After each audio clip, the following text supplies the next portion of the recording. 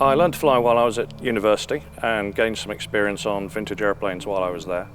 I then joined the RAF, and that gave me the opportunity to fly one of these for the first time in 1986.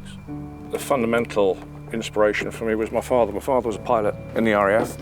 As a teenager, I had a single-seat jet flying over the garden when I was 17, which was pretty motivational. I really wasn't going to go in any other direction in this world. A bunch of old friends decided what we needed to do was share our passion for vintage and aerobatic airplanes with the public, so we started Finest Star 5 or 6 years ago. Fundamentally, we provide flying experiences to the public. We are a training organisation, so those experiences are flying lessons.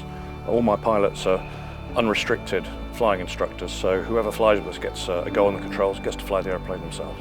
Mainly the Tiger Moth, but we also operate in the Stearman behind me and the Cap 10 over here.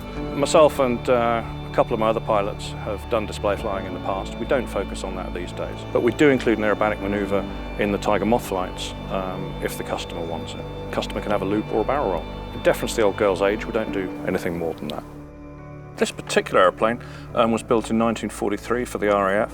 It was the standard training airplane for the RAF during the war. Some of the quirks of the airplane, if you have a look inside, you can see that the crankshaft is at the top of the engine and the cylinders are coming vertically down in line with the cylinder heads at the bottom. That's quite clearly a ridiculous situation. Why do you think the engine might be upside down? It's not even remotely technical. The petrol heads at this point usually start talking about oil and cooling and things like that.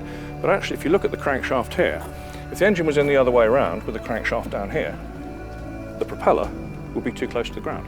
The other alternative would be to leave the crankshaft where it is, spin the engine around and put it up here. Pilot can see precious little from the back in the first place. You put the engine there, he'll be able to see absolutely nothing. It's another little quirk of the airplane. There's no brakes and there's no wheel at the back. It's got a skid. So that skid digs into the grass to provide both braking and steering. If you look in the cockpit, you'll see an old ship's compass and some very basic instruments dating pretty much from the dawn of aviation. If you think about the bonnet of your car, it sits maybe 6 inches below the horizon, something like that. Well, the nose of the airplane does something very similar. As you can see, it has a relationship with the horizon. And the way we fly the airplane is by using the control column here and the rudder pedals down there to move that nose relative to the horizon. The map is a legal requirement, which is why we carry it. We don't tend to go very far from Bicester, so we know where we're going. But the map shows the local airspace restrictions, other airfields, and actually the topography. These airplanes are certified on the Certificate of Airworthiness, so they've got a proper standard of airworthiness, which we maintain. The aircraft are looked after properly, and that requires quite a lot of attention.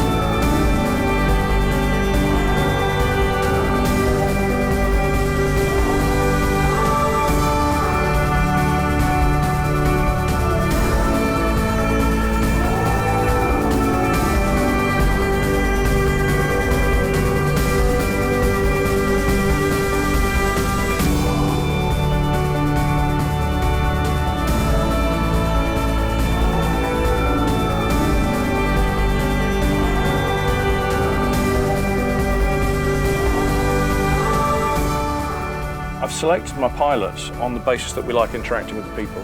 So it's not really about the technology, it's not about the flying, it's about giving people a good time. So what gives us the satisfaction is going to the pub afterwards and chatting and saying, didn't we make 7 or 8 people happy today? That's what's in it for us.